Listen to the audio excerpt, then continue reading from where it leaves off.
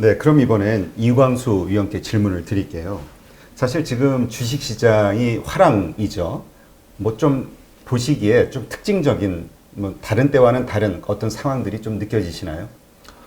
일단 제가 전제하고 말씀드릴 게 있는데요. 청취자분들이나 시청자분들이 아마 저는 부동산 애널리스트 이렇게 생각하실 수도 있는데, 사실 부동산도 분석하지만 제가 또 주식회사, 그러니까 주식도 분석하는 애널리스트입니다.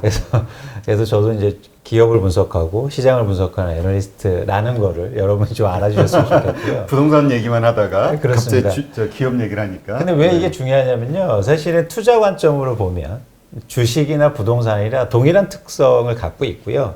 이게 또 저희가 같이 분석해야 된다는 생각입니다. 네. 그래서 저도 이제 이번에 최 기자님하고 제가 한 게 부동산과 주식을 한번 같은 관점에서 바라보는 거예요. 그래서 그런 관점에서 뭐 부동산이라든가 주식이 특성이 물론 다른 게 있죠. 근데 본질적으로 투자로 관점을 전환해서 보면 사실 동일한 그런 시점이 생기는 거고요. 그런 측면에 대해서 이제 말씀드리고 싶은 겁니다.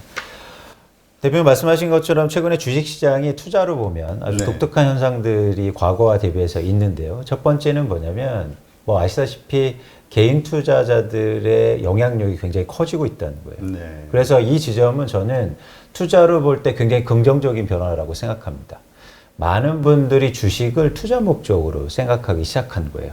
그래서 좀 시장의 건전성이나 시장의 어떤 뭐랄까요, 유동성 그리고 탄력성 차원에서는 이렇게 새로운 수요가 시장에 들어온다는 거 굉장히 의미가 있고요.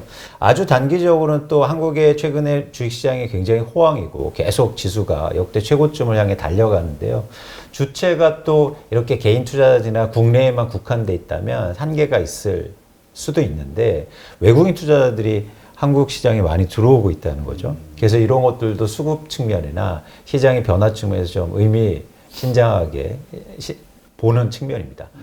또 하나 저희가 재미있게 보는 게 과거하고 다른 점이 주식시장이 과거에는 한국이 주도 업종이 시크리컬 업종이었어요. 네. 그래서 주로 말씀드리면 조선이라든지 뭐 기타 철강이라든지 화학, 건설 회사들. 그래서 이 회사들의 과거 흐름을 보면 주가는 막 10배씩 오르는데요.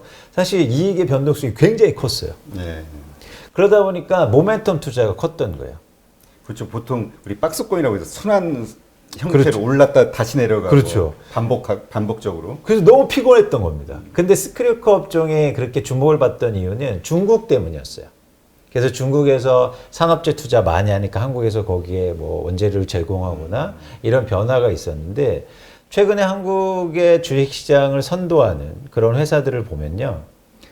주로 IT, 이제 글로벌하게 경쟁력이 있는, 그게 중국이든 어디든 글로벌하게 경쟁력 있는 회사들이 주목받고 있고 또 하나는 인터넷이라든가 이렇게 새로운 업종인데 과거하고 다른 점은 시크릿커 업종보다 어닝의 안정성이 굉장히 스테이블, 안정성이 있다는 거죠. 어닝이. 그러니까 이익이요. 그런 측면에서는 과거의 주도 업종하고 현재의 주동 업종이 좀 다르다. 성격이. 그래서 말씀하신 거에 답변이 될는지 모르겠는데 이렇게 수급의 주체가 좀 바뀌었고 시장을 주도하는 회사가 좀 바뀌었다. 근데 이거를 교집합을 형성해 보면 한국의 주식시장이 굉장히 건전화되고 있고 어떻게 보면 투자하기에 좀 안정화된 상황이다. 이렇게 말씀드릴 수 있는 겁니다. 네. 그러니까 그 말씀을 이렇게 이해를 해도 될까요? 앞으로는 이 박스권 이제 다시 어느 순간 다시 내려가지 않고 미국처럼 우상향으로 계속 지속적으로 발전할 수 있는 가능성이 높아졌다? 그것뿐만 아니라 제가 또 강조하고 싶은 건 이제 주식 투자의 방법이 바뀌어야 됩니다. 어떻게 해요? 그러니까 예전처럼 막 좋은 소식 듣고 야 무슨 주식이 좋아. 그래서 뭐 철강 어디가 좋아. 뭐 이렇게 주고 시크릿커 업종에서 사고 어닝에 쫓아다니는 투자 방식보다도 이제 진짜 회사를 보시는 거예요. 그래서 시장의 흐름보다도 사실 그 회사에 더욱더 집중할 필요가 있습니다. 이게 선진화된 주식 투자의 방법이기도 해요. 이제 최 기자님 아까 말씀하신 것처럼 매크로하게 뭐 금리라든가 여러 가지 정치적이라든가 여러 가지 문제 때문에 시장이 출렁일 수 있겠죠. 그건 불가피한 과정이거든요. 근데 이제 주식 투자의 그 방법 자체가 예전처럼 그렇게 변동성이 있으면 쫓아가야 됩니다. 오르면 빨리 사고 내려지면 빨리 팔고 그리고 또 하나 현금 마련했다가 또 올라갈 때 준비해서 사고. 근데 이렇게 주식 투자에서는 이제 안 된다. 뭐냐면 회사에 집중하고 그렇게 되면 꾸준하게 어떤 회사를 집중해서 살볼 필요가 있다는 거죠. 그래서 큰 변화가 지금 일어나고 있다고 봐요. 그래서 여러분 뭐 많이들 전문가들이 말씀하시죠. 내년도에 주식시장 어떻게 될다, 뭐 얼마나 간다, 뭐 3천이 간다, 4천이 간다 이런 말씀하시는데 사실 지금은 그게 중요한 게 아니다. 더욱더 회사에 집중할 필요가 있다. 그런 측면에서 한국의 주식시장이 과거하고는 투자 방법이 크게 달라지고 있다는 생각이 가지고 있습니다. 네. 사실 이번에 화두가 되고 있는 게 K자형 회복 반등 뭐 이런 얘기잖아요. 그렇습니다. 그러니까 결국 회사도 갤론만 된다 이렇게 그렇죠. 이해를 해야 되는 그렇죠. 건가요? 그래서 그런 회사에 집중하시고 주식시장이 3천을 가도 안 될 놈은 안 된다는 거예요. 네. 그리고 주식시장이 아무리 올라도 빠질 놈은 계속 빠질 수 있고 오른 놈만 계속 오를 수 있으니까 여러분이 그런 관점에서 이제는 시장의 관심보다 주식시장 빠질 것 같아 이런 거보다 어떤 회사가 앞으로 좋은 회사지? 그리고 어떤 산업군이 앞으로 성장이 될 건지 이런 부분에 대한 관심을 더 가지실 필요가 있어 보입니다. 네. 근데 또 아직 한국 시장이 어떤 문제점을 지적하시는 분들 이야기를 들어보면 지금 미국은 전부 이제 기관 주도잖아요. 모든 투자 행위가. 그렇습니다. 우리 또 개인들은 간접 투자를 그러다 보니까 시장이 좀 안정적이고 뭐라 그럴까요? 실적 중심으로 뭐가 갈 수가 있는데 한국은 아직 개인의 그 투자 비율이 높잖아요. 중국도 그렇고. 그러다 보니까 뭐 진짜 1년에 거래 비율, 뭐 회전 비율이 뭐 3,000%니 5,000 별의별 말이 다 나오는데 네. 이게 결국은 시장이 성장하는데 한계가 있는 거 아니냐. 기관이 제 역할을 못하는 탓이기도 하지만. 예. 저는 한국의 개인 투자자들이 굉장히 진보하고 있다고 봐요. 그리고 엄청나게 공부를 많이 하시고 그러니까 쉽게 말해서 이제 투자 목적으로 주식시장을 보는 관점하고 방법이 완전히 예년하고는 다르다. 그래서 저는 오히려 개인 투자분들이 훨씬 더 앞서 나갈 수 있다. 그러니까 미래를 볼 때 그런 차원에서는 저는 이게 과거처럼 뭐 개인 투자자들이 많아져서 시장의 변동성이 커지거나 리스크가 커졌다라고 판단하고 있지는 않습니다. 개인 투자자가 과거에 머물러 있지 않다는 거죠. 진보하고 있으니까. 발전하고 있고. 그 얘기는 간접 투자가 앞으로 더 늘어나야 된다. 그걸 아주 중요하게 여기는 분들이 많이 있는데 동의는 안 하시나요? 그렇습니다. 네. 물론 뭐 간접 투자가 드러날 수도 있고 시중에 돈이 많아지거나 투자할 사람들이 많아질 수는 있는데 그렇다고 해서 개인 투자자가 많다고 해서 시장이 불안하거나 변동성이 적어지고 막 이상한 시장이야. 개인들이 몰려들어서 이상히 일하는 건 아니라는 거죠. 네. 네. 그럼 이번엔 부동산 시장과 관련해서 질문을 드릴게요. 부동산 시장, 우리 지난 시간에도 나오셔서 앞으로는 이제 좀 뭐 그 신호가 발생했고 하락 반전이 될 가능성이 높아졌다 이런 말씀을 하셨는데 네. 사실 많은 분들은 그거에 동의를 못 하시는 분들이 있더라고요. 네. 네. 왜? 계속 오르니까. 그렇죠. 지금은 그렇죠. 근데 주식시장하고 한번 비교를 하실 필요가 있어요. 뭐냐면 두 가지 측면인데요. 제가 투자 목적으로, 투자 관점으로 이 시장을 한번 봐보자는 거죠. 그래서 제가 주식시장이 좋다는 관점은 두 가지가 있었죠. 하나는 뭐냐면 극명하게 요약하자면 새로운 누군가 이 높은 가격이 오른 가격에 누군가 계속 사준다면 자산시장 계속 좋을 수 있습니다. 그래서 주식시장은 사실은 양호하다. 외국인도 들어오고 개인 투자도 비중이 많아지고 있으니까. 예를 들어서 지금 가계자산의 아주 극소 부분이 주식 투자에 있으니까 훨씬 더 살 여력이 있는 거죠. 두 번째는 뭐냐면 투자자들 자체의 성격이 아까처럼 계속 진보하고 있어요. 발전하고 있어요. 그런데 이 두 가지 잣대를 통해서 한국의 부동산 시장을 살펴보면요. 완전히 반대편에 있습니다. 첫 번째, 계속 사줄 사람이 줄어들고 있어요. 그러니까 가격이 오르면 자산 가격이 계속 상승하기 위해서 누군가 그 높은 가격에 계속 사줘야 되잖아요. 그렇죠. 근데 지금 한국의 부동산은 사줄 사람이 계속 줄고 있습니다. 그 이유는 두 가지예요. 하나는 뭐냐면 세금이 엄청나게 상승하고 있어서 사실 추가적으로 집 살 사람이 많지 않고 두 번째는 뭐냐면 대출이 규제가 엄청나게 되고 있어요. 그래서 최근에 보시면 이제 당장 오늘부터인데요. 이제 DSR 규제되면서 신용대출도 안 된단 말이죠. 최근에는 막 마이너스 대출 받아서 영끌한다고 그래서 집 사신 분들이 많잖아요. 근데 그런 것들도 금지돼 있거든요. 그래서 첫 번째 조항은 뭐냐면 이상하게 누군가 사줄 사람이 높은 가격에 사줄 사람이 계속 줄고 있다는 거죠. 이 사항은 사실은 저는 대부분 분들이 동의하시라고 생각합니다. 예를 들어서 지금 서울에 집을 한 채 더 살려면요. 취득세를 8% 이상 내야 돼요. 쉽지 않은 거죠. 그렇죠. 그런 점에서 지금 투자 목적의 수요가 급감하고 있어서 계속 사줄 사람이 줄어들고 있다. 이건 자산 시장의 가장 큰 리스크고요.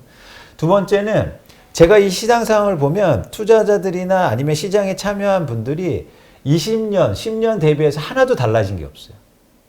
그게 무슨 말이죠?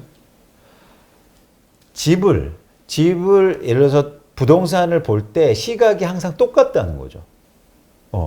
뭐냐면 예를 들어서 뭐 가격이나 가치에 대해서 고민해보고 그래서 시장이 합리적으로 움직이고 아까처럼 주식 투자할 때 단순하게 막 이렇게 듣고 투자하는 것보다 뭔가 공부도 하고 이렇게 변화가 있어야 되는데 부동시장에 대하는 참여자들이 똑같다는 거예요. 그런 현상들이 지표로 나타나고 있는데요. 일단 첫 번째는 어떤 지표가 최근에 제가 관심 있게 보냐면 최근 한 20년간 집값이 가장 높았다가 확 빠졌던 데가 2006년도였습니다. 2006년도 기억나시지만 한국의 서울의 부동산 가격이요. 갑자기 1년 내 40%가 상승합니다. 네. 그러면서 막 난리 났죠. 그게 언론이든 전문가든 그래서 앞으로 계속 상승한다. 그래서 예를 들어서 강남이 집값이 2006년도 초에 한 10억 정도 거래됐다면 2006년도 11월 달에 15억 막 이렇게 상승한 거예요. 지금보다 놀라운 상승세죠. 그때 어떤 일이 벌어지냐면 그 집이 없던 분들이 대출을 일으켜서 엄청나게 사요. 그때 30, 40대가 마찬가지로 지금처럼 똑같이 매수를 일으키고요. 그러면서 어떤 지역의 집값이 오르냐면 안 올랐던 지역. 대표적으로 요즘에 뭐 어떤 말씀 많이 하시면 노도강이 엄청 오른다. 노원구, 도봉구, 강북. 이 사시는 분들이 기분 나빠하실 수도 있는데 그동안 굉장히 안 올랐던 지역이 오르고 있는 현상. 네. 근데 지금 똑같은 현상이 나타나고 있어요. 최근에 가장 많이 오른 서울에서 가장 많이 오른 지역이 노원구입니다. 네. 그런데 그리고 집을 그동안 계속 안 샀던 사람들이 집을 사고 있잖아요. 이 두 가지 현상들을 볼 때 과거하고 시장의 참여자들이나 집을 사는 패턴이 똑같은 거예요.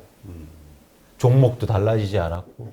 그러니까 아까처럼 예전에는 쉽게 말씀드리면 서브프라임 때 2007년도, 8년도에 개인 투자자가 제일 많이 산 종목이 뭔지 아세요? 어떤 거죠? LG 디스플레이였습니다. 그리고 조선주요. 네? 근데 그거 산 뒤에 그러니까 빠져서 샀어요. 근데 LG 디스플레이 주가가 그때 주가보다 훨씬 더 지금 빠져 있는 상황이에요. 근데 반대로 이런 거예요. 지금은 그런 거죠. 지금은 개인 투자자들 그런 거 안 그런 거라면 죄송합니다. 과거의 주식들 안 사시잖아요. 성장성이 있고 좋은 주식을 사시잖아요. 근데 지금 부동산은 똑같은 걸 사고 있단 말이에요. 20년 사라고 똑같이 강남 불패 얘기하고 네. 강남에 살 수 없으니까 이제는 그러면 비규제적 사야 되고 대출되는 사실은 가자고 하는 거예요. 그러니까 이런 것들을 볼 때 한국의 부동산 시장은 하나도 변한 게 없다. 그런 측면에서는 사실은 저는 의외로 과거하고 똑같이 비슷하게 유사하게 이런 전철을 밟을 가능성이 있다는 보고요. 사실은 그런 차원에서는 저는 앞으로 부동산 시장이 주식시장하고 달리 좀 위험하게 느껴지는 거죠. 네. 네. 근데 이제 지금 이 위원님 말씀처럼 그 합리적으로 시장을 바라봤을 때는 이제 말씀이 맞는데 시장 참여자들은 생각만큼 합리적이지 않다. 네. 탐욕과 어리석음이 존재한다라고 그렇죠. 주장하시는 분들이 있거든요. 그래서 합리적인 방식 혹은 생각대로 시장을 움직이지 않는다. 네. 이런 얘기하시는 분들이 있거든요. 네. 근데 제가 생각하기에 장기에는요, 그리고 합리적으로 갈 수밖에 없어요. 계속 탐욕을 부릴 수도 없고, 계속 공포에 이렇게 엇눌려 있지도 않거든요. 그래서 자본주의는 기본적으로 사이클이 있는 거죠. 그런데 주식시장은 중요한 게 그런 사이클을 그 시장 안에서 감내할 만한 능력들을 전 갖고 있다고 생각해요. 특히 한국에서는, 전 세계도 마찬가지죠. 근데 부동산은 특히 한국에서는 더 문제가 심각하다. 네. 왜냐하면 자산의 비중이 되게 크고, 그리고 유동성이 떨어지는 자산이잖아요. 그래서 과잉으로 올랐다면 반대로 이런 공포로 오히려 더 영향력이 클 수밖에 없는 그런 시장이라는 겁니다. 그래서 저는 그게 두려운 거예요. 그리고 또 한 가지 최근에 좀 안타까운 현실은 뭐냐면 이게 정부가 조장하지는 않았을 거예요. 뭐냐면 전세가가 급등하고 있죠. 예, 그렇죠. 지금 뭐 난리죠. 그래서 많은 분들이 전세가가 오르니까 그동안 집을 안 사고 있었는데 대부분 그런 분들이 임차인으로 계시겠죠. 그런 분들이 지금 거의 제가 보기에는 시장의 그런 마지막에 집을 막 사시고 비규제 지역이나 대출되는 지역에 이런 것들을 보면 좀 안타까운 거죠. 네. 그래서 저희가 좀 유념해서 보실 필요가 있고, 그러니까 여러 가지 저희가 지표를 볼 때 지금의 그런 현상들이 일어나고 있는 겁니다. 그런데 뭐 저도 사실 이 의원님 그 주장에는 저도 좀 심정적으로 동조를 하는데 심정적으로는 동조를 해요. 근데 일단 벌어지는 현상과 과거 데이터를 보면 많은 분들이 그러한 어떤 그 합리적인 이유로 그 떨어질 것으로 말했던 정부나 전문가들의 말을 듣고 사지 않았는데 지금 후회를 하는 분들이 의외로 많이 있단 말이에요. 그렇죠. 그분들 입장에서는 이게 약간은 이제 좀 공허하게 들릴 수 있단 말이죠. 맞습니다. 이 말에 좀 더 우리가 무게감을 실기 위해서는 조금 더 다른 뭐가 좀 필요하지 않을까요? 플러스 뭐랄까 우리가 하락할 수 있다. 지금처럼 계속 지속적으로 상승하지 못한다라고 믿을 만한 좀 더 강한 근거? 강한 근거보다도 저희가 구체적 증거를 들어야죠. 예. 예, 구체적 증거를 들어야 되고요.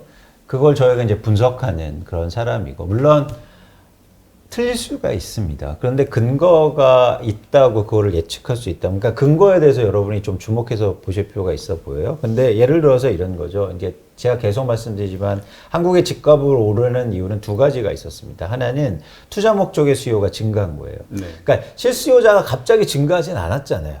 왜냐하면 우리나라가 갑자기 사람들이 가계소득이 증가한 것도 아니고요. 또 하나는 뭐냐면 인구가 증가한 것도 아니고 세대수가 증가한 것도 아닙니다. 최근에 1인 가구가 증가했지만 1인 가구가 증가한 건 또 독특한 현상이 있고 1인 가구가 증가했다고 해서 아파트를 막 사지는 않잖아요. 여력이 없지 않습니까? 그런 차원에서 최근에 이제 오른 이유가 투자 수요가 증가한 건데 이걸 수치로 말씀드리면 최근 5년간 연간에서 실거래 건수가 60만 건 정도 돼요. 그 중에서 투자 목적으로 집을 사신 건수가 거의 14만 건 정도 됩니다. 그러면 어떻게 되냐면 20% 이상의 투자 목적으로 집을 산 거예요. 네. 근데 과거에 집값이 좀 안정적이 됐을 때는 이 투자 목적의 수요가 거의 없었어요. 근데 갑자기 12만 명, 14만 명이 시장에 뛰어든 거죠.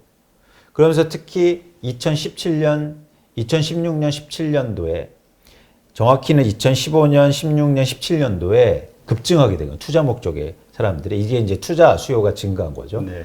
두 번째는 근데 2018년부터 무슨 일이 벌어지냐면 우리나라 다주택자가 엄청나게 많습니다. 네. 그러니까 예를 들어서 가장 많이 집을 갖고 계신 분이 뭐냐면 작년 통계로 1,800채 들고 있었는데 지금은 760채로 줄었더라고요. 3분의 그러니까 어쨌든 다주택자가 한 200만 명 정도가 다주택자로 구성되어 있는데요. 다주택자들이 시장에 물건을 계속 감소시킨 거예요. 그래서 과거에는 10채 정도의 물건이 나왔다면 유통 물량이 4채 정도로 지금 줄어 있는 상황이죠. 그래서 간단하게 정리해 드릴게요. 시장에 투자하는 사람들이 많았고 시장의 매물은 감소했다. 근데 이게 내년부터 반전이 일어납니다. 첫 번째는 뭐냐면 이미 투자 목적의 수요가 현저하게 줄기 시작했어요. 왜냐하면 아까 말씀드렸듯이 투자 목적으로 집을 살기가 굉장히 어려워요. 세금 때문에. 세금 때문에. 예, 특히 취득세. 그래서 지금 투자 목적의 수요가 감소하고 오니까 거래량이 급감하고 있는 상황이죠. 근데 여기서 아주 단기적으로 실수요자들이 시장에 뛰어들고 있는데요. 이거는 어떤 영향이 있냐면 실수요는 지금 실수요자가 증가하면 미래의 수요를 줄이는 역할을 합니다. 예, 그렇죠. 미래에 살 사람들이 미리 사는 거잖아요. 그렇죠. 예. 그래서 어쨌든 수요가 줄고 있는 거죠. 근데 수요가 준다고 해서 가격은 빠지지 않아요. 왜냐하면 단지 거래량만 감소할 뿐이에요. 네. 진짜 가격이 빠지려기 위해서는 다주택자가 매물을 증가시켜야 되는데 이 다주택자의 매물을 증가시키는 게 전 내년도부터 시작될 수 있다. 왜냐하면 특히 보유세와 양도세가 굉장히 현저하게 상승하기 때문입니다. 쉽게 말해서 보유세 같은 경우에 지금 서울의 2주택자인 같은 경우에 보유세를 올해 평균적으로 한 300~400만 원 내실 거예요. 근데 내년부터 3배가 증가합니다. 1,200만 원을 내실 거예요. 6월 이후로. 그러면 가격은 많이 올랐고 갖고 있는 게 계속 부담되냐면 시장의 매물이 증가할 수 있는 거죠. 그리고 또 한 가지 뭐냐면 양도세가 중과가 되기 시작합니다. 10%포인트. 근데 이렇게 다주택자가 매물을 증가시키면요. 시장의 매물이 증가하는 거예요. 그런데 사줄 사람이 없다고 제가 말씀드렸죠. 많지 않다. 네. 그러면 가격이 조정받기 시작할 수 있다는 거죠. 근데 이런 일례들이 지금 나타나고 있어요. 일종의 강남을 한번 보시면 강남이 아주 단기적으로 지금 모습이 약간 다르긴 있는데 예를 들어서 어떤 A라는 아파트가 이제 실거래가인데 2008년도에 18억 5천에 거래됐습니다. 네. 근데 올해 초에 22억으로 올랐다가요. 지금 20억에 그러니까 물건이 나와 있어요. 자, 근데 여러분이 잘 객관적으로 한번 생각해 보세요. 자, 2018년도에 18억 5천에 최고가 찍었다가 왜 20억으로 거래된다는 거 왜 충격적이냐면 이게 보유세 내고 거래세를 감안하면 20억에 거래된다는 건 수익이 없다는 거예요. 그렇죠. 그리고 기존에 뭐 이렇게 부동산 이렇게 거래세도 내셔야 되고 아니면 예. 수수료도 내셔야 되고 이걸 다 감안해 보면 이건 지금 마이너스 구간이에요. 이런 것들을 지표를 보면서 누가 투자 목적으로 집을 사겠습니까?